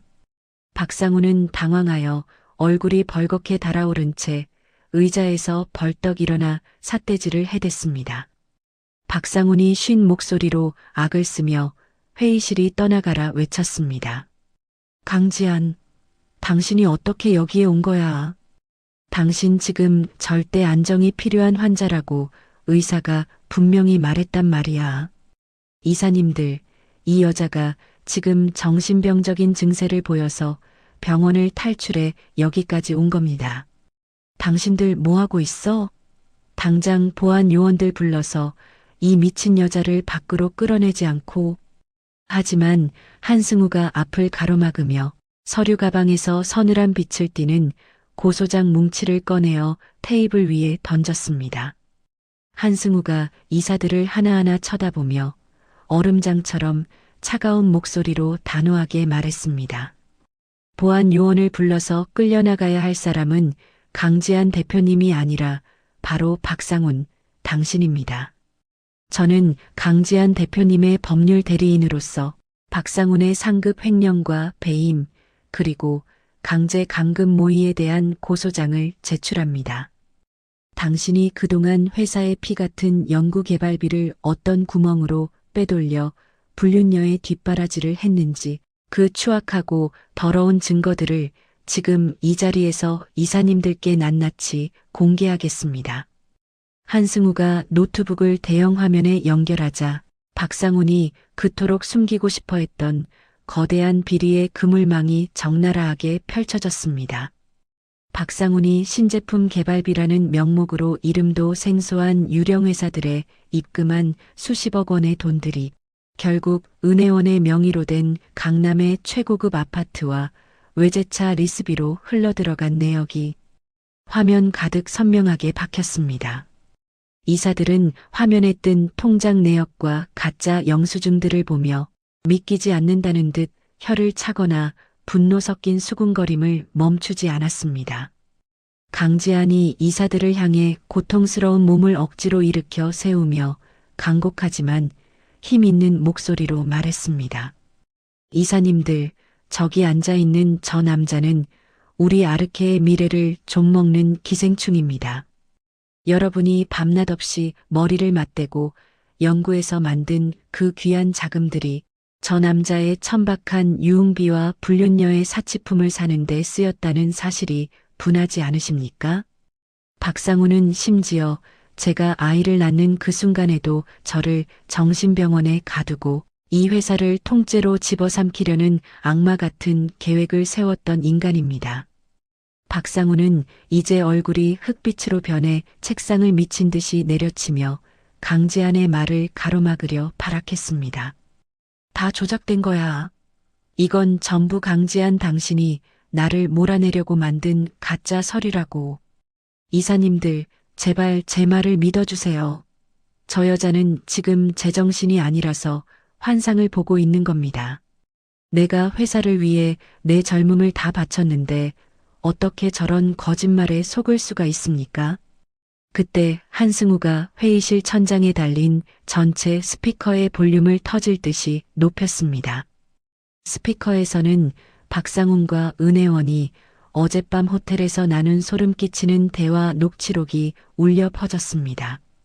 강지안을 미친 여자로 만들어 평생 햇빛도 못 보게 가두고 지분을 다 뺏어버리자며 키득거리며 웃는 박상훈의 육성이 회의실 구석구석을 칼날처럼 파고들었습니다. 박상훈은 자신의 비열한 목소리가 회의실 가득 진동하자 마치 누군가에게 뒤통수를 세게 얻어맞은 듯 다리에 힘이 풀려 의자에 털썩 주저앉았습니다. 녹취록의 마지막 음성이 끝나자 회의실 안은 숨소리조차 들리지 않는 차가운 침묵이 흘렀습니다. 가장 보수적이고 박상훈을 지지했던 원로 이사 한 명이 안경을 벗어닦으며 박상훈을 벌레 보듯 경멸 어린 눈으로 쳐다보았습니다. 이사가 떨리는 손으로 의사봉을 집어들며 장례를 가라앉히는 무거운 어조로 선언했습니다. 더 이상 들을 필요도 볼 필요도 없는 명백한 범죄 현장이군요. 박상훈 이사의 모든 직위를 이 시간부로 박탈하고 이사회에서 영구히 제명할 것을 안건으로 올립니다. 또한 박상훈의 공범인 은혜원 사원의 영구 제명과 즉각적인 형사 고발건도 만장일치로 통과시키겠습니다. 강지한 대표님, 그 몸을 이끌고 여기까지 오시느라 정말 고생 많으셨고 면목이 없습니다. 이사들이 너도 나도 찬성표를 던지며 박상훈을 향해 비난을 쏟아내자 박상훈은 정신이 나간 사람처럼 입술을 달들 떨며 멍하니 허공만 바라보았습니다. 그때 회의실 문이 다시 한번 열리며 짙은 남색 정장을 입은 검찰 수사관들이 들이닥쳤습니다. 한승우가 수사관들에게 박상훈을 손가락으로 가리키며 차갑고 이성적인 목소리로 말했습니다. 박상훈, 특정경제범죄 가중처벌법상 횡령 및 감금교사 혐의로 체포영장이 발부되었습니다. 당신이 은혜원에게 선물하며 온갖 생색을 냈던 그 강남 아파트 말입니다. 오늘 오전 10시를 기해 법원의 압류 조치가 완료되었으니 이제 당신과 그 여자는 오늘 밤부터 길바닥에 나앉게 될 겁니다. 자, 이제 당신이 갈 곳은 이 화려한 회의실이 아니라 차디찬 유치장 창살 뒤입니다. 수사관들이 박상훈의 양팔을 거칠게 잡아 일으켜 수갑을 채우는 날카로운 금속음이 들렸습니다. 박상훈은 수갑이 손목을 파고들자 그제야 현실을 깨달은 듯 강지한을 향해 눈을 부릅뜨고 짐승 같은 소리를 지르며 달려들려 했습니다. 하지만 강지한은 박상훈의 그 비참하고 추악한 모습을 높은 곳에서 내려다보듯 차갑게 응시하며 나직하게 응조렸습니다. 상훈아, 네가 그토록 탐냈던 내 돈과 내 명예, 그리고 이 아르케라는 이름은 이제 너의 목을 죄는 가장 고통스러운 밧줄이 되어 너를 평생 괴롭히게 될 거야. 감옥에 앉아 네가 배신한 나와 우리 아이를 떠올리며 죽을 때까지 참회하며 살아. 물론 나는 네가 단 하루도 편히 잠들지 못하도록 내가 가진 모든 힘을 쏟아부을 생각이지만 말이야. 박상훈이 수사관들에게 질질 끌려나간 후 강지한은 한승우의 부축을 받아 자신의 사무실로 천천히 향했습니다. 회사 로비에서는 은혜원이 미리 대기하던 보안 요원들에게 붙잡혀 비명을 지르고 있었습니다. 은혜원은 강지한의 얼굴을 보자마자 마치 미친 사람처럼 달려들어 저주를 퍼붓고 싶어 했지만 강지한의 비서가 은혜원의 뺨을 고개가 돌아갈 정도로 세차게 내리치며 단숨에 제압해버렸습니다. 강지한은 바닥에 고꾸라진 은혜원을 투명 인간 취급하며 단 한마디의 욕설조차 아깝다는 듯 도도하게 그 옆을 지나쳐 엘리베이터에 올랐습니다. 자신의 사무실로 돌아온 강지한은 책상 위에 놓인 무거운 대표이사 명패를 물끄러미 바라보았습니다. 박상훈이 주인인 양 빗둘게 놓아두었던 명패를 강지한은 손을 뻗어 아주 정중앙에 올바르게 고쳐놓았습니다. 그동안 박상훈의 편에 서서 강지한을 무시하고 비웃었던 팀장들과 직원들이 사무실 밖 복도에서 고개를 땅에 처박은 채 사시나무 떨듯 떨고 있는 광경이 유리창 너머로 보였습니다. 강지한이 비서에게 한치의 망설임도 없는 서늘하고 단호한 목소리로 마지막 명령을 내렸습니다. 박상훈과 한통속이 되어 회사의 정보를 팔아넘긴 첩자들 리스트. 지금 바로 해고 통지서 인쇄하세요. 우리 아르케는 이제 더 이상 썩은 살점을 붙이고 갈 시간이 없습니다. 오늘 오후를 기점으로 전체 부서의 인적 쇄신을 단행할 테니 조금이라도 박상훈에게 빌붙었던 인간들은 자기 발로 짐 싸서 나가라고 하세요. 한승우가 강지한에게 다가가 붉은 장미 백송이가 담긴 화려한 꽃다발을 강지한의 품에 안겨주었습니다. 한승우가 강지한의 어깨를 가볍게 토닥이며 그 어느 때보다 따뜻하고 다정한 목소리로 말했습니다. 누나, 정말 대단하셨습니다. 산후조리도 못한 그 몸으로 직접 적진에 뛰어들어 적들을 몰살시키셨잖아요.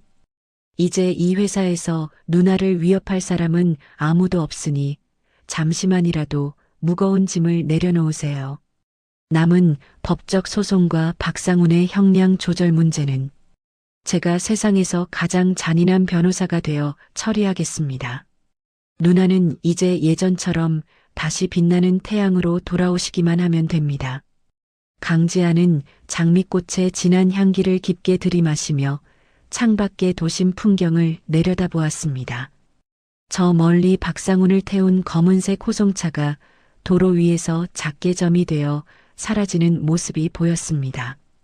강지한은 이제야 가슴 깊숙한 곳에 맺혀 있던 천불이 조금씩 식어가는 것을 느끼며 길게 숨을 내뱉었습니다. 압도적인 승리와 복수의 카타르시스가 강지한의 혈관을 타고 흐르며 창백했던 강지한의 뺨에 붉은 승리의 생기를 불어넣어주고 있었습니다. 어둠이 짙게 내린 저녁, 강지한은 한승우의 차를 타고 안전한 안가로 다시 돌아왔습니다. 안가 거실에는 차가운 긴장감 대신 은은하고 따뜻한 오렌지빛 조명이 켜져 강지한을 맞이해 주었습니다. 경호팀의 품에서 천사처럼 새근새근 잠든 아이의 모습을 보자마자 강지한은 참아왔던 눈시울을 붉히며 아이를 조심스럽게 품 안으로 받아 안았습니다. 아이의 보드라운 살결에서 느껴지는 생명의 온기가 강지한에 찢기고 상처 입은 영혼을 어루만져 주었습니다. 강지한이 아이의 통통한 볼에 입을 맞추며 세상에서 가장 아름다운 엄마의 목소리로 조용히 속삭였습니다. 우리 아가, 엄마가 약속한 대로 저 나쁜 괴물들을 다 쫓아내고 왔어. 너와 나를 벼랑 끝으로 밀어내려던 그 어두운 그림자들이 이제는 다 타버려 쟤만 남았단다. 엄마가 조금 힘들기는 했지만 너를 온전히 지켜낼 수 있어서 정말 꿈만 같고 행복해. 우리 이제 배신과 거짓이 없는 이 따뜻한 집에서 단둘이 아주 행복하게만 살자. 한승우는 그 성스러운 모자의 모습을 거실 문 밖에서 지켜보며 방해하지 않으려 조용히 미소 지었습니다. 강지한은 아이를 품에 꼭 안은 채 소파 깊숙이 몸을 맡기고 앉아 창밖 밤하늘에서 유난히 밝게 빛나는 북극성을 보며 깊은 안도감을 느꼈습니다. 비록 몸은 만신창이가 되었고 마음은 배신의 흉터로 얼룩졌지만 자신의 소중한 왕국과 아이를 끝내 지켜냈다는 사실이 강지한의 입가에 옅은 미소를 띄우게 했습니다. 어둠이 고요하게 내려앉은 안가의 거실에는 아이의 규칙적인 숨소리만이 평화롭게 울려 퍼졌습니다. 강지한은 이제 더 이상 박상훈의 역겨운 얼굴이나 은혜원의 비웃음을 떠올리지 않아도 된다는 사실에 태어나서 처음으로 가장 평온하고 깊은 잠을 청할 준비를 시작했습니다. 그녀의 머리 위로 쏟아지는 달빛은 마치 위대한 승리자에게 바치는 왕관처럼 반짝거리고 있었습니다.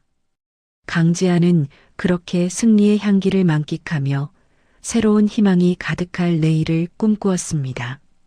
이사회가 끝난 다음 날 오후 안가의 거실에는 모처럼 만에 평화로운 공기가 감돌고 있었습니다.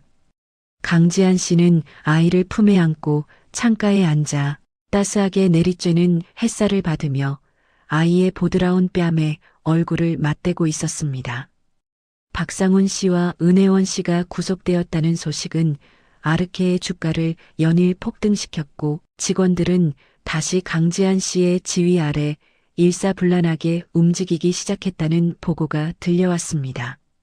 한승우 변호사는 주방에서 갓 구운 빵과 향긋한 커피를 들고 나오며 아이와 함께 있는 강지한 씨를 향해 밝은 미소를 지어 보였습니다. 한승우 변호사가 쟁반을 테이블 위에 내려놓으며 다정하게 말했습니다. 누나, 이제 좀 마음이 놓이시나요? 검찰 쪽 지인에게 연락이 왔는데 박상훈 씨는 횡령 증거가 너무 확실해서 빼도 박도 못할 거래요. 은혜원 씨도 공범으로 엮여서 아주 긴 시간 동안 세상 구경하기 힘들 겁니다. 이제 누나는 아이랑 행복해질 일만 남았으니 오늘 저녁은 제가 맛있는 요리라도 대접해드리고 싶네요. 강지한 씨는 한승우 변호사의 배려에 고개를 끄덕이며 작게 미소 지었습니다. 강지한 씨가 아이의 작은 손가락을 만지작거리며 나직하게 대답했습니다. 승우, 내 덕분에 내가 다시 숨을 쉬는 것 같아.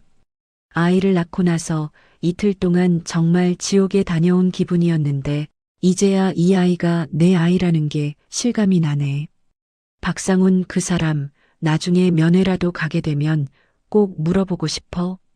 어떻게 자기 핏줄이 태어난 날에 그런 짓을 할 수 있었는지 말이야. 평화로운 대화는 한승우 변호사의 휴대폰이 요란하게 울리면서 순식간에 깨졌습니다. 휴대폰 너머로 들려오는 검찰 수사관의 다급한 목소리에 한승우 변호사의 얼굴은 눈에 띄게 딱딱하게 굳어지기 시작했습니다. 한승우 변호사가 휴대폰을 꽉 움켜쥐며 당황한 목소리로 물었습니다. 그게 무슨 말씀이세요? 이송 도중에 탈주라니요. 박상훈 씨가 매수한 구급차 기사가 길을 틀었다는 게 말이 됩니까? 지금 당장 위치 추적하고 계신 거죠? 안가 보안을 더 강화해야겠습니다. 알겠습니다. 바로 확인하죠. 강지한 씨는 탈주라는 단어를 듣는 순간 온몸의 피가 차갑게 식어가는 기분을 느꼈습니다. 박상훈 씨는 검찰 조사를 받던 중 갑작스러운 발작을 연기하며 병원 이송을 요구했고 미리 포섭해둔 사설 구급차 기사와 짜고 수사관들을 따돌려 사라졌다는 소식이었습니다. 강지한 씨가 사르르 떨리는 목소리로 아이를 가슴팍에 더 세게 끌어안으며 외쳤습니다. 승우야, 그게 무슨 소리야? 박상훈이 도망쳤다고? 그 사람이 지금 어디로 갔을지 모르는 거잖아. 우리 여기 있는 거 알면 어떡해? 빨리 경호팀에 연락해서 집 주변 다 봉쇄하라고 해. 한승우 변호사가 서둘러 무전기를 들고 외부 경호팀을 호출했습니다. 하지만 밖에서 들려와야 할 경호팀의 대답 대신 치직거리는 잡음과 함께 기괴한 침묵만이 무전기를 타고 흘러나왔습니다. 그때 안방 쪽에서 무언가 깨지는 날카로운 소리가 들렸고 강지한 씨는 본능적으로 소리가 난 쪽을 향해 몸을 돌렸습니다.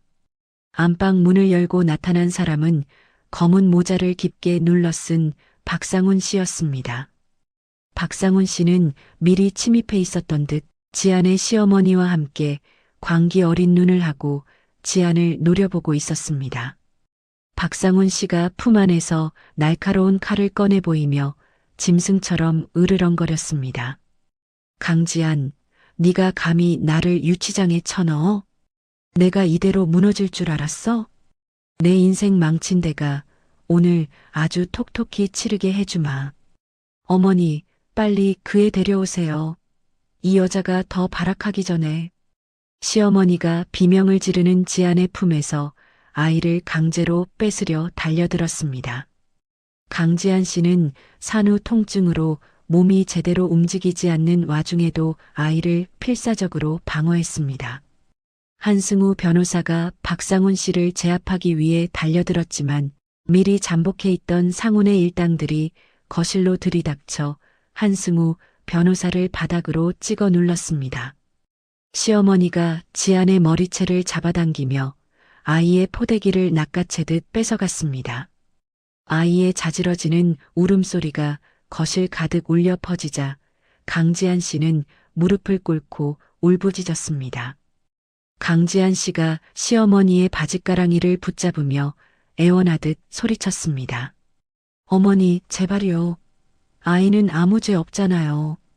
상훈 씨, 내가 다 잘못했어. 고소도 취하하고 지분도 다 줄게. 그러니까 제발 우리 아기는 돌려줘. 제발. 박상훈 씨는 울부짖는 지안의 얼굴을 구둣발로 밀쳐내며 비열하게 웃었습니다. 박상훈 씨가 아이를 품에 안은 시어머니를 데리고 현관문으로 향하며 차갑게 의조렸습니다. 집은 당연히 다 내놔야지. 하지만 지금은 아니야. 네가 가진 모든 것을 내 손으로 직접 찢어버려야 내 분이 풀릴 것 같거든. 아이를 찾고 싶으면 경찰에 신고할 생각은 꿈도 꾸지 마. 내가 알려주는 장소로 지분양도 각서들고 혼자서 와. 만약 뒤에 누구라도 붙이면 이 아이는 그날로 내 인생에서 영원히 사라질 줄 알아. 박상훈 씨와 일당들이 폭풍처럼 안가를 빠져나갔고 뒤늦게 정신을 차린 경호팀이 거실로 들어왔을 때는 이미 아이의 울음소리가 멀어진 뒤였습니다.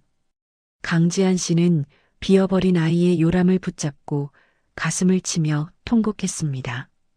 한승우 변호사는 입가에 흐르는 피를 닦아내며 박상훈 씨가 던지고 간 협박 편지에 적힌 주소를 확인했습니다. 그 시각 박상훈 씨는 은혜원 씨가 미리 마련해둔 외곽의 폐공장 부근 비밀 아지트에 도착했습니다. 은혜원 씨는 지안의 아이를 보자마자 증오가 가득 찬 눈빛으로 유모차를 걷어찼습니다. 은혜원 씨가 머리를 산발한 채 미친 사람처럼 깔깔거리며 박상훈 씨에게 말했습니다. 오빠, 이 아기 보니까 강지한 그 여자 얼굴이 생각나서 정말 토할 것 같아.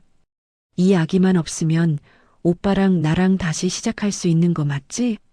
강지한이 오면 돈부터 다 뺏고 이 아기는 그냥 저 밑으로 던져버리자. 그래야 그 여자가 평생 피눈물을 흘리며 살 거 아니야. 박상훈 씨는 은혜원 씨의 광기 어린 제안에 반대하기는커녕 아이를 난간 끝에 위태롭게 세워두며 지안에게 전화를 걸었습니다. 전화기 너머로 들려오는 아이의 울음소리에 강지한 씨는 심장이 마비되는 고통을 느꼈습니다. 박상훈 씨가 수화기에 대고 악마 같은 목소리로 명령했습니다. 들리냐, 강지한? 내 금쪽 같은 자식 숨 넘어가는 소리. 지금 당장 내가 부른 곳으로 와. 네가 만든 그 잘난 아르케 지분 전부 포기한다는 도장 찍어서 들고 오라고. 시간은 딱 1시간 준다. 1분이라도 늦으면 내 자식은 내 손을 떠나서 땅바닥으로 곤두박질 칠 거야. 강지한 씨는 한승우 변호사의 만류에도 불구하고 비틀거리며 자리에서 일어났습니다. 강지한 씨는 아직 아물지 않은 수술 자국이 터져 옷 위로 핏물이 배어 나왔지만 아기를 살려야 한다는 일념 하나로 운전대를 잡으려 했습니다. 강지한 씨가 눈물 범벅이 된 얼굴로 한승우 변호사를 쳐다보며 단호하게 말했습니다.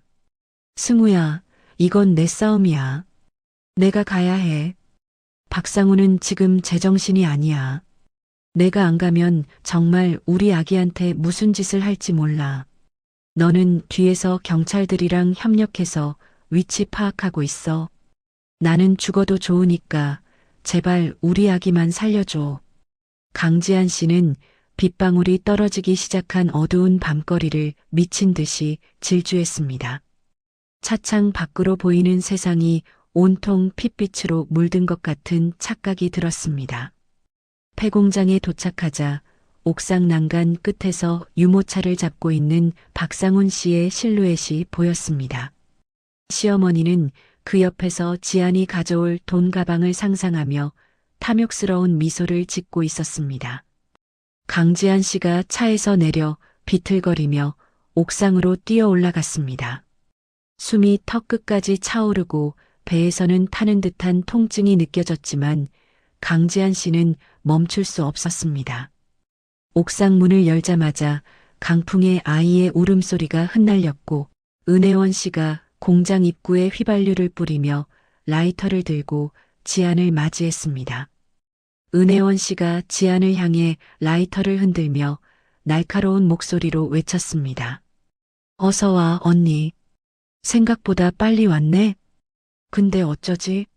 오빠가 마음이 바뀌어서 돈만 받고 언니랑 애는 여기서 태워 죽이기로 했거든. 저 밑에 불길이 치솟으면 얼마나 아름다울까? 언니가 공들여 만든 인생이 제가 되는 모습을 내가 똑똑히 지켜봐 줄게. 강지한 씨는 눈앞에 펼쳐진 생지옥 같은 광경에 털썩 주저앉았습니다. 옥상 난간 끝에 대롱대롱 매달린 아이의 유모차와 불을 지르겠다고 협박하는 은혜원 씨, 그리고 광기에 찬 박상훈 씨까지. 강지한 씨는 자신의 모든 것을 포기해야 할 절체절명의 위기 앞에 놓였습니다. 강지한 씨가 하늘을 향해 피 맺힌 절규를 내뱉으며 박상훈 씨를 향해 손을 뻗었습니다. 강지한 씨의 눈에서 흐르는 눈물은 이제 더 이상 슬픔이 아닌 이 악마들을 죽여서라도 아이를 구하겠다는 처절한 투지로 변하고 있었습니다. 하지만 박상훈 씨는 유모차를 허공으로 살짝 밀어 보이며 지안의 심장을 난도질했습니다. 폭풍전야의 어둠 속에서 지안의 가장 처절한 두 번째 싸움이 다시 시작되고 있었습니다. 폐공장의 옥상 위로 굵은 빗줄기가 사정없이 쏟아지며 이미 지옥으로 변해버린 현장을 더욱 암울하고 서늘하게 적시고 있었습니다. 강지아는 아직 아물지 않은 수술 부위에서 전해지는 타는 듯한 통증을 견디며 난간 끝에 위태롭게 서 있는 유모차를 향해 한 걸음씩 무거운 발을 내디뎠습니다. 박상우는 미친 사람처럼 낄낄거리며 유모차 손잡이를 위태롭게 흔들어댔고 그 옆에서 은혜원은 라이터를 든 채 휘발유 냄새가 진동하는 바닥을 광기 어린 눈으로 노려보고 있었습니다. 강지안이 빗물과 눈물이 뒤섞인 얼굴로 가슴을 부여잡으며 박상훈을 향해 절규했습니다. 박상훈, 당신이 정말 사람이야? 자기 자식을 인질로 잡고 어미 가슴에 칼을 꽂는 게 당신이 말하던 사랑이냐고. 그 애는 당신 핏줄이야. 당신이 세상에서 유일하게 지켜야 할 존재라고. 제발 정신 좀 차려. 지금이라도 멈추면 내가 모든 걸 덮고 용서해 줄게. 박상우는 강지안의 처절한 애원을 비웃으며 유모차를 허공 쪽으로 더 깊숙이 밀어 넣었습니다. 박상훈이 충혈된 눈을 부릅뜨고 짐승처럼 울부짖으며 소리쳤습니다. 용서? 누가 누구를 용서한다는 거야? 네가 나를 감옥으로 보내려 했던 그 순간 우리 사이의 천류는 이미 가루가 됐어. 지분양도 서류 가져왔어? 당장 내 발밑으로 던져. 안 그러면 이 유모차는 지금 바로 추락이야. 내 인생이 이미 망가졌는데 이 자식 따위가 무슨 소용이 있어. 그때 시어머니가 강지안의 옆으로 다가와 지안의 가방을 거칠게 낚아채려 들었습니다. 시어머니는 아들의 광기 어린 행동보다 오직 지안이 가져왔을 돈 가방의 행방에만 온 신경이 쏠려 있었습니다. 시어머니가 지안의 어깨를 강하게 밀치며 뻔뻔하게 외쳤습니다. 야, 너 왜 빈손이야? 서류랑 인감 다 가져오라고 했잖아. 우리 상훈이가 이렇게 된 거 다 네가 독하게 굴어서 그런 거니까 빨리 돈 내놓고 이 일 마무리해라. 너 때문에 우리 아들 전과자 되게 생겼는데 그깟 애가 문제냐? 강지아는 자신을 탓하는 시어머니의 말에 헛웃음을 터뜨리고 말았습니다. 인간의 탈을 쓰고 어떻게 저토록 추악할 수 있는지 경악할 따름이었습니다. 강지아는 거친 숨을 몰아쉬며 품 안에서 서류 뭉치를 꺼내 허공에 흔들었습니다. 그때 강지안의 귀에 꽂힌 초소형 이어폰에서 한승우의 다급하지만 차분한 목소리가 들려왔습니다. 누나, 조금만 더 시간을 끄세요. 드론이 박상훈의 머리 위로 접근하고 있습니다. 마취 가스가 살포되는 순간 제가 신호를 보낼 테니 뒤도 돌아보지 말고 아이에게 뛰세요. 강지아는 한승우의 목소리에 정신을 다잡고 박상훈의 시선을 끄는 연기를 시작했습니다. 강지안이 서류 한 장을 찢어 빗속으로 날려보내며 처절한 목소리로 소리쳤습니다. 상훈아 봐. 이게 네가 그토록 원하던 지분양도 서류야. 내가 여기 지장까지 다 찍어왔어. 너 이거 가지면 다시 회장님 소리 들으면서 호강하며 살 수 있잖아. 그러니까 제발 아기만 돌려줘. 내가 무릎이라도 꿇고 빌게.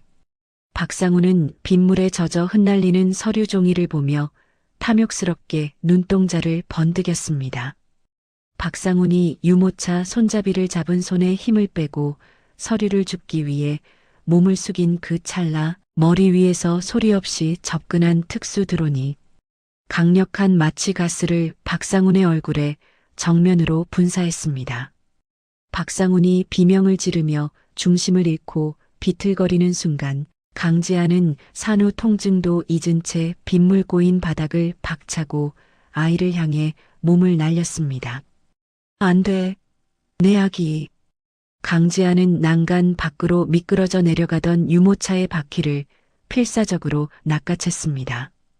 동시에 매복해 있던 특수 경호팀이 옥상으로 들이닥쳐 은혜원의 팔을 꺾어 제압했습니다. 은혜원은 라이터를 바닥에 떨어뜨리며 발악을 했지만 이미 경찰들이 은혜원의 입을 막고 수갑을 채운 뒤였습니다. 강지아는 유모차 안에서 자지러지게 울음을 터뜨린 아이를 품에 안고 옥상 바닥에 주저앉았습니다. 아기의 따뜻한 숨결이 지안의 젖은 가슴에 닿자 강지아는 참았던 통곡을 쏟아냈습니다. 한승우가 옥상으로 뛰어 올라와 지안의 젖은 어깨를 감싸 안으며 다독였습니다. 한승우가 안도의 한숨을 내쉬며 나직하고 단호하게 말했습니다. 누나, 이제 정말 다 끝났습니다. 아기는 무사해요. 누나가 정말 잘 버티셨습니다. 이제 저 인간들이 지은 죄에 대해 세상에서 가장 무거운 대가를 치르게 할 겁니다. 제가 약속드릴게요. 정신을 차린 박상훈은 경찰들에게 끌려가면서도 강지안을 향해 입에 담지 못할 욕설을 퍼부었습니다. 하지만 한승우는 박상훈의 면전에 대고 어젯밤 안가에 설치했던 녹음기 하나를 재생했습니다. 녹음기에서는 박상훈과 은혜원이 납치 직전 나눈 충격적인 대화가 흘러나왔습니다. 돈만 받으면 애는 산속에 버리든 죽이든 상관없어라고 속삭이는 박상훈의 음성이었습니다. 현장에 있던 수사관들이 그 녹취를 듣고 표정을 험악하게 굳히며 박상훈의 뒤통수를 거칠게 내리눌렀습니다. 시어머니 역시 아들의 범죄를 방조하고 적극적으로 도운 혐의로 수갑이 채워졌습니다. 시어머니는 경찰차에 타지 않으려 바닥을 구르며 강지안을 향해 비굴하게 악을 썼습니다. 지안아, 내가 잘못했다. 우리 상훈이만 살려주면 내가 평생 내 종노릇이라도 할게. 제발 고소만 취하해줘. 응? 우리가 천륜으로 맺어진 가족이잖니.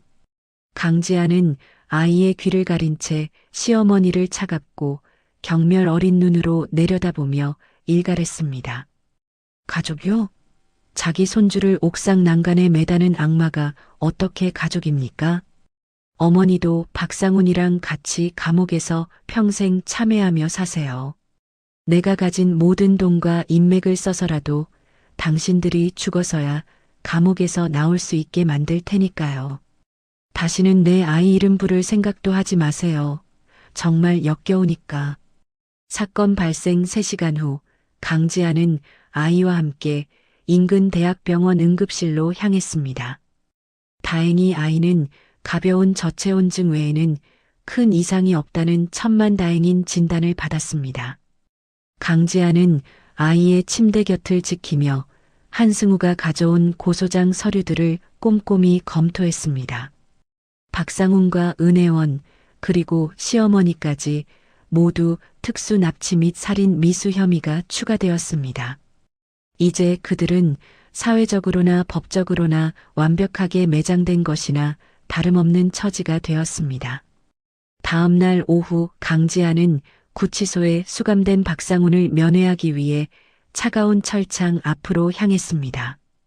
박상훈은 단 하루 만에 몰라볼 정도로 초췌해진 모습으로 나타나 지안을 보자마자 유리창을 두드렸습니다.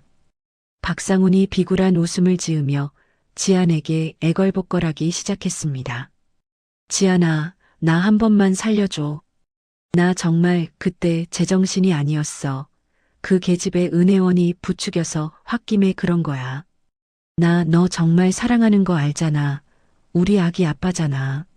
너 나 감옥 보내면 나중에 아기한테 뭐라고 할 거야? 아빠가 범죄자라고 할 거야? 제발 한 번만 용서해줘. 강지아는 박상훈의 구차하고 역겨운 변명을 들으며 혐오 섞인 미소를 지었습니다.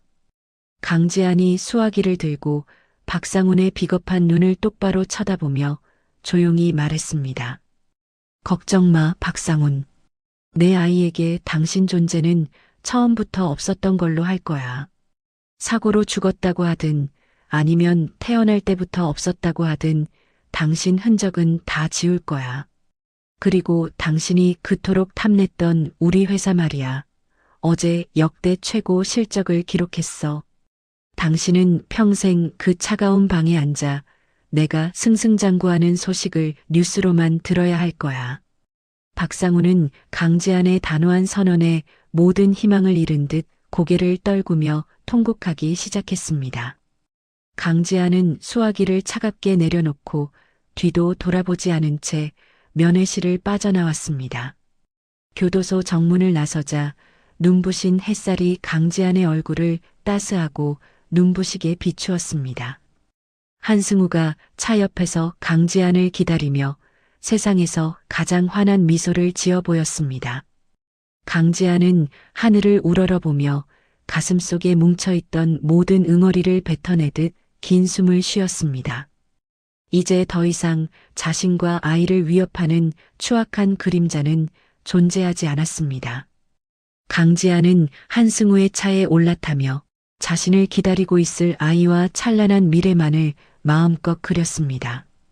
배신으로 시작된 그 처절하고 피비린내 나는 사투는 아이를 지켜낸 위대한 모성애의 승리로 그렇게 완벽한 마침표를 찍고 있었습니다.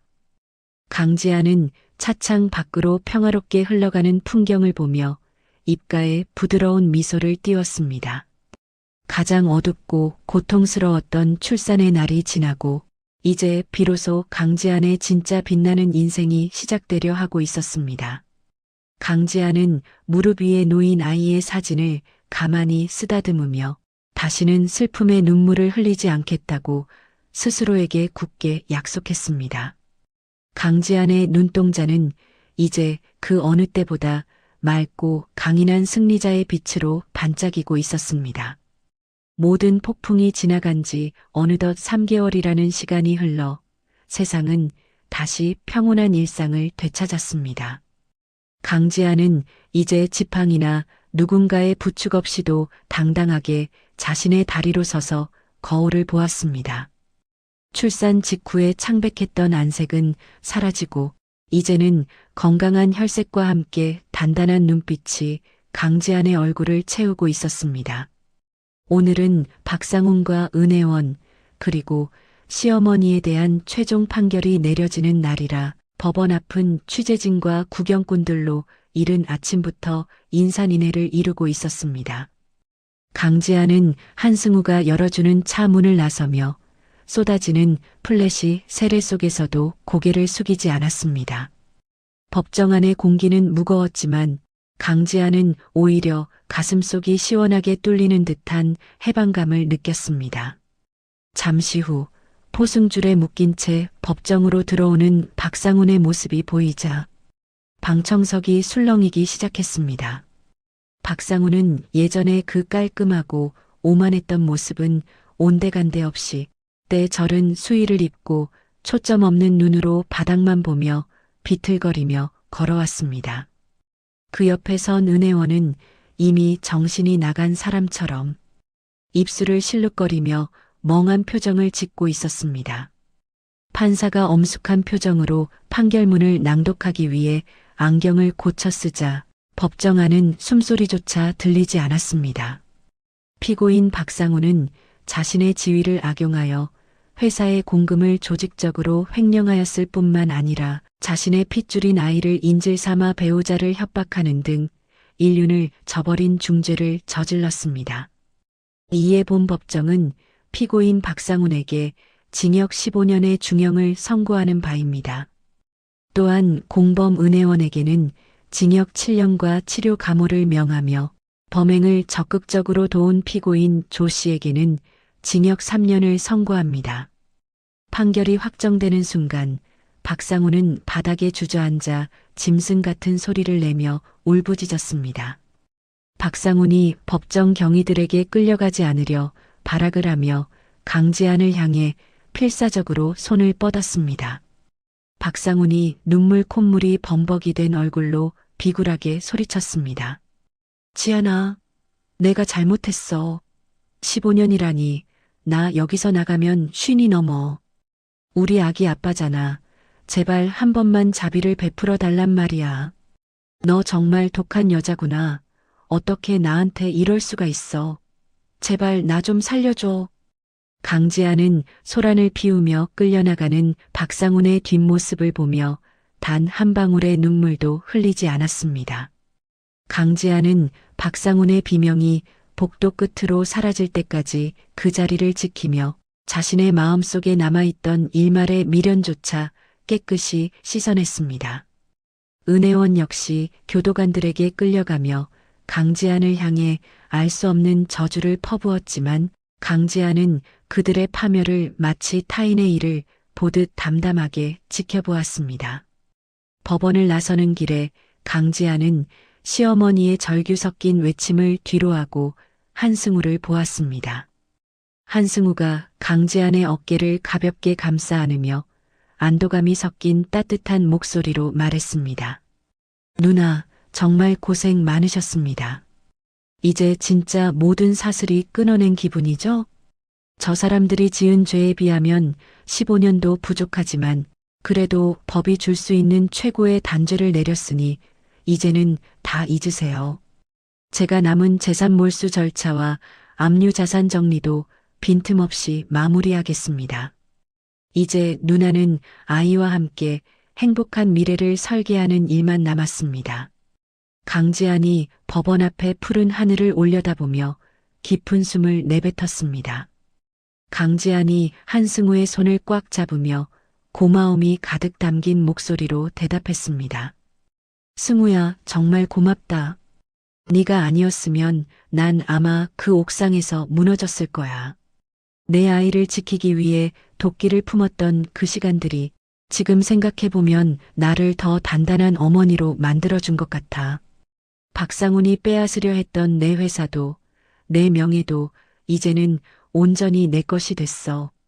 나 이제 절대 예전처럼 바보같이 속으며 살지 않을 거야. 강지아는 아르케의 대표이사 집무실로 돌아와 가장 먼저 회사의 체질 개선에 착수했습니다. 박상훈과 내통했던 간부들을 모조리 숙청한 자리에 자신을 믿고 끝까지 회사를 지켜준 젊고 유능한 인재들을 대거 등용했습니다. 또한 강지아는 자신의 사재 50억 원을 출연하여 강지안 어머니 재단을 설립했습니다. 홀로 아이를 키우며 사회적 편견과 싸우는 여성들에게 법률 지원과 경제적 자립을 돕기 위함이었습니다. 재단 설립 소식은 연일 뉴스에 보도되었고 강지아는 사회적으로 존경받는 여성 리더로 우뚝 섰습니다. 어느덧 시간이 흘러 강지안의 아이가 첫 번째 생일을 맞이하는 날이 되었습니다. 강지안의 집 정원에는 형형색색의 풍선과 화사한 꽃들이 가득 장식되어 있었습니다. 가까운 지인들과 회사 임직원들만이 모여 아이의 첫 번째 생일인 돌잔치를 축하해 주었습니다. 아이는 어느새 훌쩍 자라 강지안의 손을 잡고 잔디밭 위를 아장아장 걷고 있었습니다. 강지안이 아이를 번쩍 안아 올려 볼에 입을 맞추며 세상에서 가장 아름다운 미소를 지었습니다. 우리 아들, 첫 번째 생일 정말 축하해. 엄마가 너를 지키기 위해 싸웠던 그날들이 지금 내 웃음소리를 들으니까 하나도 힘들지 않게 느껴지는구나. 너는 엄마의 생명이고 엄마가 살아가는 유일한 이유란다. 세상 사람들이 너를 힘들게 하려 해도 엄마가 내 앞을 가로막는 모든 그림자를 치워줄게. 사랑한다, 내 아가. 우리 이제 배신 없는 세상에서 행복하게만 살자. 돌잔치에는 한승우도 참석하여 아이에게 직접 고른 작은 금구들을 선물했습니다. 한승우는 이제 강지안의 가장 신뢰하는 파트너이자 아이에게는 아빠의 빈자리를 채워주는 삼촌이 되었습니다. 두 사람은 정원 벤치에 앉아 아이가 나비 뒤를 쫓아다니며 웃는 모습을 흐뭇하게 지켜보았습니다. 따스한 오후의 햇살이 두 사람의 머리 위로 쏟아지며 축복처럼 내리고 있었습니다. 한승우가 아이의 재롱을 보며 슬며시 지안을 쳐다보며 다정한 목소리로 물었습니다. 누나, 가끔은 그날의 기억이 떠올라서 마음이 아프거나 힘들지는 않으세요? 출산하던 날의 그 처절했던 산통과 배신감이 아직 흉터로 남아있을까봐 걱정돼요. 혹시라도 문득문득 슬픈 생각이 드시면 언제든 저에게 다 털어놓으세요. 제가 누나의 가장 편한 대화 상대이자 든든한 버팀목이 되어드릴 테니까요. 강지안이 아이의 웃음소리에 귀를 기울이며 고개를 천천히 가로저었습니다. 강지안이 자신의 가슴 위에 손등을 얹고 평온한 말투로 대답했습니다. 아니, 승우야. 신기하게도 이제는 화가 나지도 않고 그저 덤덤해. 그날의 고통이 나를 깨어나게 했고 내 소중한 것들을 지키는 법을 가르쳐줬거든. 오히려 그 일이 없었다면 난 평생 박상훈이라는 가짜 사랑에 속아 살았을 거야. 내 아이를 품에 안고 옥상 난간에서 버텼던 그 순간이 나를 진짜 강한 여자로 다시 태어나게 해준 가장 위대한 시간이었어. 강지안은 서재로 들어가 먼지가 쌓여있던 박상훈과의 결혼 앨범과 편지들을 꺼냈습니다. 예전 같았으면 찢어버리거나 울면서 태웠을 물건들이었지만 강지안은 이제 아무런 감정의 동요 없이 그것들을 상자에 담아 마당의 화로로 가져갔습니다. 활활 타오르는 불길 속으로 배신과 기만으로 가득했던 과거의 기억들이 제가 되어 사라졌습니다.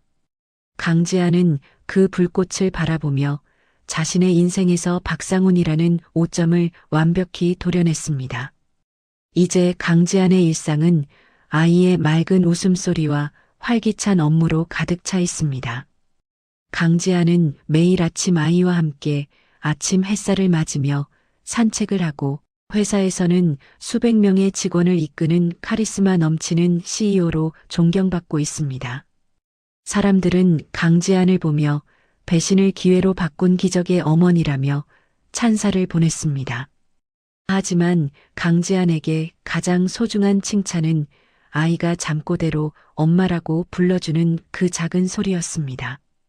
어느 화창한 주말, 강지안은 아이와 한승우와 함께 탁 트인 바다로 나들이를 떠났습니다. 아이는 아빠라는 존재의 빈자리를 전혀 느끼지 못할 만큼 주변의 사랑을 듬뿍 받으며 건강하고 밝게 자라나고 있었습니다. 강지안은 아이의 손을 잡고 하얀 모래사장 위를 파도를 피해 마음껏 달렸습니다. 지안의 입가에 피어난 웃음은 그 어떤 보석보다도 찬란하고 눈부시게 빛나고 있었습니다. 강지안이 아이를 품에 꼭 안고 수평선을 향해 큰 목소리로 나직하게 의조렸습니다. 가장 완벽한 복수는 저들을 증오하며 내 인생을 낭비하는 게 아니야. 내가 보란 듯이 더 큰 성공을 거두고 우리 아이와 이렇게 행복하게 사는 거지. 박상훈, 보고 있니? 네가 짓밟으려 했던 내 인생이 이렇게나 아름답게 만개했어. 나는 이제야 비로소 진정한 나 자신을 찾았고 내 아이와 함께하는 이 시간이 최고의 보상이야. 멀리서 한승우가 지안과 아이를 부르며 손을 흔드는 모습이 노을빛에 비쳤습니다. 강지안은 아이의 손을 다시 고쳐 잡고 희망이 가득한 미래를 향해 힘차게 발걸음을 옮겼습니다. 출산의 날 느꼈던 처절한 고통은 이제 지안의 가슴에 훈장처럼 남아 그녀를 더욱 빛나고 위대한 어머니로 살아가게 하는 영원한 힘이 되었습니다. 강지안의 당당한 뒷모습 위로 황금빛 태양이 쏟아지며 한 여자의 장엄한 복수극은 찬란한 해피엔딩으로 마무리되었습니다. 배신은 뼈아프지만 그것을 딛고 일어선 지안 씨의 용기에 아낌없는 박수를 보내고 싶습니다. 가장 소중한 아이를 지키기 위해 독해질 수밖에 없었던 한 어머니의 처절한 사투가 가슴을 뭉클하게 만듭니다. 남을 무너뜨리려던 악행은 결국 자신에게 더 큰 칼날이 되어 돌아온다는 진실을 우리는 이번 이야기를 통해 다시금 확인했습니다. 혹시 지금 힘든 시간을 보내고 계신 분이 있다면 지안 씨처럼 당당하게 일어서시길 똑순이가 진심으로 응원하겠습니다. 오늘 이야기가 여러분의 답답한 마음을 시원하게 뚫어주는 사이다 같은 위로가 되었기를 바랍니다. 언제나 여러분의 인생이 찬란한 아침 햇살처럼 눈부시게 빛나기를 기원합니다. 이야기를 끝까지 들어주신 분이 계시다면 잘 들었다고 댓글 하나만 남겨주세요. 지금까지 똑순이 사랑방이었습니다. 감사합니다.